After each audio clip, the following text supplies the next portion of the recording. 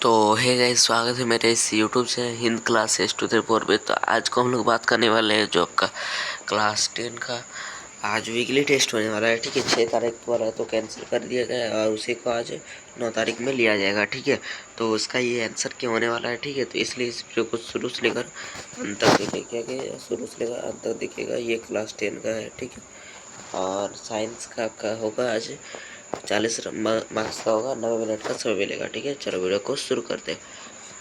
अगर हमारे चैनल को अभी तक सब्सक्राइब नहीं किया तो सब्सक्राइब कर दीजिएगा, क्योंकि इसी तरह का हम लोग का वीडियो आता रहता है। ठीक है, और एक कमेंट अच्छा से कर दीजिएगा। ठीक है, चलो स्टार्ट करते हैं।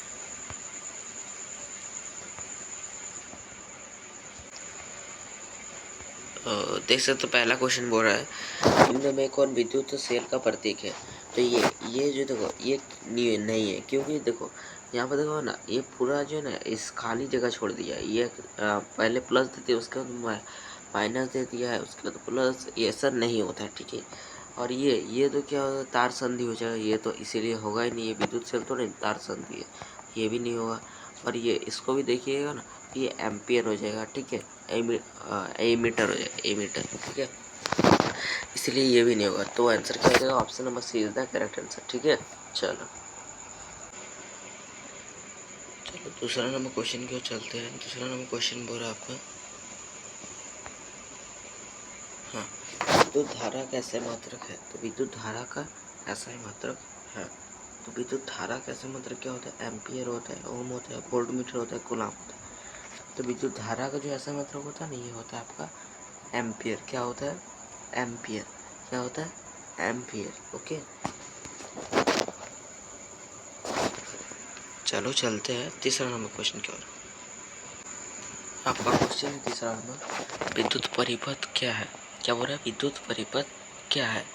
तो विद्युत धारा का खुला पथ, विद्युत धारा का सतत व बंद पथ, ये और भी दोनों डी है, इनमें से कोई नहीं। ठीक है, तो इसका जो आंसर हो जाएगा ऑप्शन नंबर बी होगा। बिकॉज क्यों होगा, क्योंकि विद्युत परिपथ का डिफिनेशन क्या होता है, विद्युत धारा के सतत तथा बंद पथ को विद्युत परिपथ कहते हैं। विद्युत धारा के सतत तथा बंद पथ को विद्युत परिपथ कहते हैं। ठीक है, इस प्रकार आपका ये आंसर होगा। ठीक है, option number B is the correct answer. चौथा नंबर क्वेश्चन होगा, किस यंत्र द्वारा विभवांतर को मापा जाता है। तो एमीटर, ग्लेनोमीटर, वोल्ट मीटर, उपयुक्त सभी। तो विद्युत विभवांतर को जो मापा जाता है ना, ये किसके नाम मापा जाता है, तो वोल्ट मीटर। क्या हो जाएगा, वोल्ट मीटर। विद्युत परिपथ विभवांतर को वोल्ट मीटर से मापा जाता है। Option number C is the correct answer. ठीक है, चलो आपका 5 नंबर क्वेश्चन है,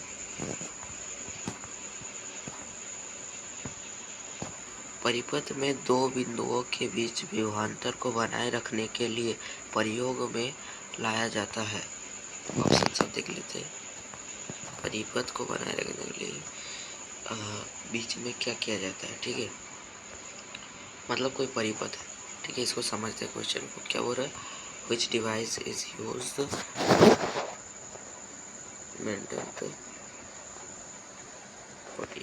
difference between 2 point in a clutch weight. ठीक है, यहाँ पर देखो दो बिंदु है। ठीक है, यहाँ पर जो है विद्युत परिपथ को ये पर क्वेश्चन को पढ़ते और ऐसा बनाते हैं। विद्युत परिपथ के दो बिंदु इसका सतत तथा बंद पथ होगा के बीच विभवांतर को बनाए रखते हैं। मतलब विभवांतर को क्या कहते हैं, मतलब भीख बनाए रखने के लिए कौन सा प्रयोग किया जाता है। तो ये हो जाएगा आपका सेल का। ठीक है, option B is the correct answer. ठीक है, चलो एंड छठा नंबर क्वेश्चन है आपका,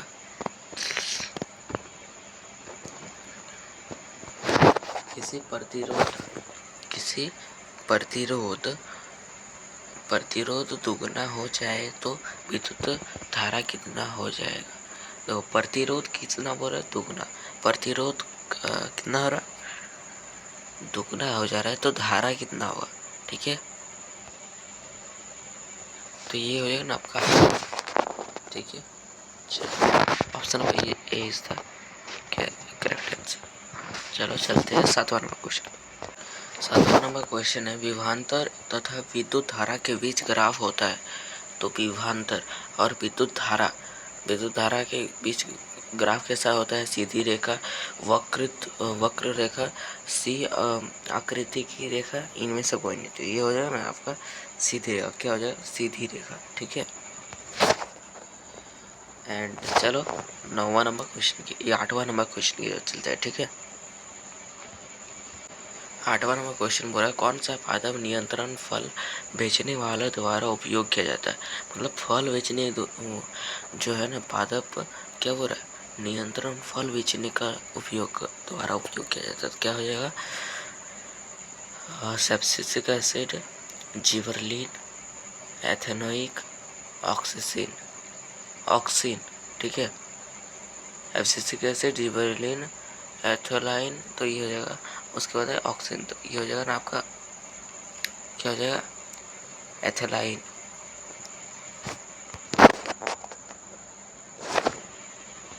चलो चलते हैं 9वां नंबर क्वेश्चन की ओर। निम्न में से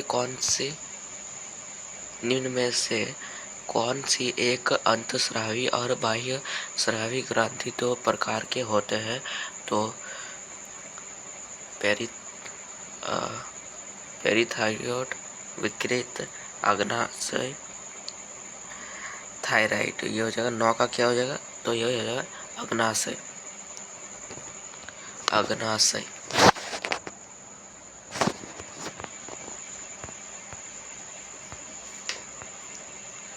10वां नंबर क्वेश्चन है, वृद्धि हार्मोन का स्राव किस ग्रंथि से होता है?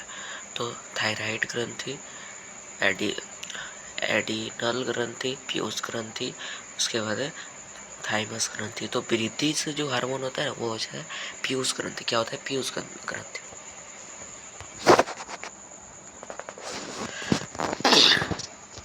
देख सकते हो, 11वां क्वेश्चन है आपका।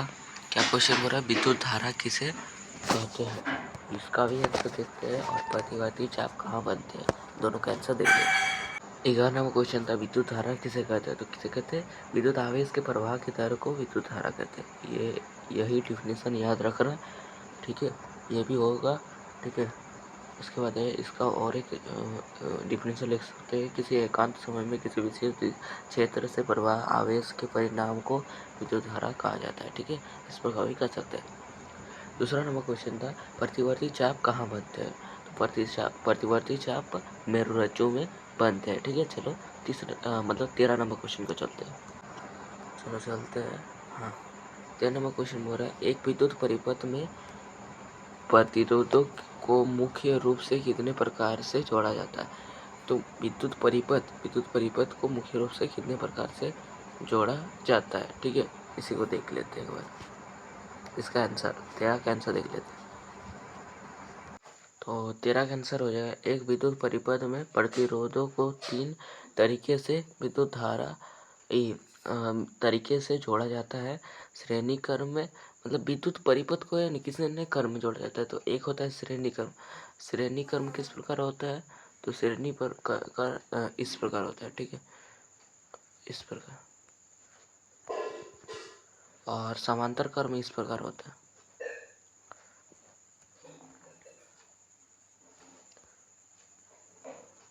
मतलब ऊंचा नीचा होता है। ठीक है। इस प्रकार समांतर क्रम होता है। ठीक है। चलो, श्रेणी क्रम, 2 या 2 से अधिक प्रतिरोधों, यहाँ पर एक हो गया, इसके बाद एक, 2 या 2 से अधिक प्रतिरोधों के बाद एक जोड़कर इसे तैयार करते हैं, क्या जाता है। ठीक है। देखो उसी प्रकार बन रहा है। और समांतर कर, 2 या 2 से अधिक प्रतिरोधों को किन्हीं 2 बिंदुओं से बीच जोड़ा जाता है। किन्हीं 2 बिंदुओं के बीच जोड़ा जाता है। 2 या 2 से अधिक प्रतिरोध, यहाँ पर किन्हीं 2 बिंदुओं के बीच इस प्रकार हो जाएगा। ये हो जाएगा आपका समांतर कर। ठीक है। चलो 40 नंबर क्वेश्चन बोल रहा है, छुई मुई पादप में गति तथा हमारी टांगों में होने वाली गति के तरीके में क्या अंतर है? ठीक है। इस प्रकार लिख देना है। ठीक है। छुई मुई के बाद तो गति, उसके बाद लिख देना टांगों में गति। ठीक है। यहाँ पर जिस प्रकार लिखा है ना इस प्रकार आपको नहीं लिखना है। आपको छुई मुई इधर लिख देना है, इधर लिख देना है छुई मुई, और इधर लिख देना है पादप के टांगों में पादप के टांग, ऐसे लिख देना है। ठीक है, तो देखो हमारे टांग, सॉरी पादप नहीं, जंतुओं के टांग होगा। देखो छुई, आपको अंतर अंतर इस प्रकार स्पष्ट करना है। छुई मुई पादप स्पर्श करते ही पत्तों को झुकाकर या बंद कर के कारण गति होती है, जो संवेदनशीलता है, और यह परिवर्तन पादप हार्मोन से प्रभावित प्रवाह से होता है। ठीक है, उसके बाद आपको छुई तो हो गया। उसके बाद देख सकते हो हमारे टांग, तो जबकि हमारे टांग में होने वाले ऐच्छिक क्रिया का परिणाम, ऐच्छिक क्रिया किसे कहते हैं? ऐसी क्रिया जिसमें हमारा नियंत्रण हो उसे ऐच्छिक क्रिया कहते हैं।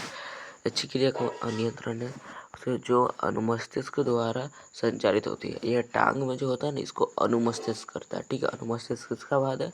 तो पश्च मस्तिष्क का भाग है। ठीक है, और नियंत्रण होता है, यह एक तंत्रिका नियंत्रण द्वारा होता है। ठीक है, चलो इस प्रकार आपका लिखना है, और जिसको इंग्लिश में लिखना है इस प्रकार लिख सकते हैं। ठीक है, चलो चलो चलते हैं 15 नंबर क्वेश्चन। हाँ, 15 नंबर क्वेश्चन बोल रहा है, एक घर में 400 वाट का रेफ्रिजरेटर, 200 वाट की टीवी, 150 वाट का पंखा और 50 वाट का बल्ब 50 वाट का बल्ब लगा है। यह सभी उपकरण प्रतिदिन 8 घंटे चलते हैं।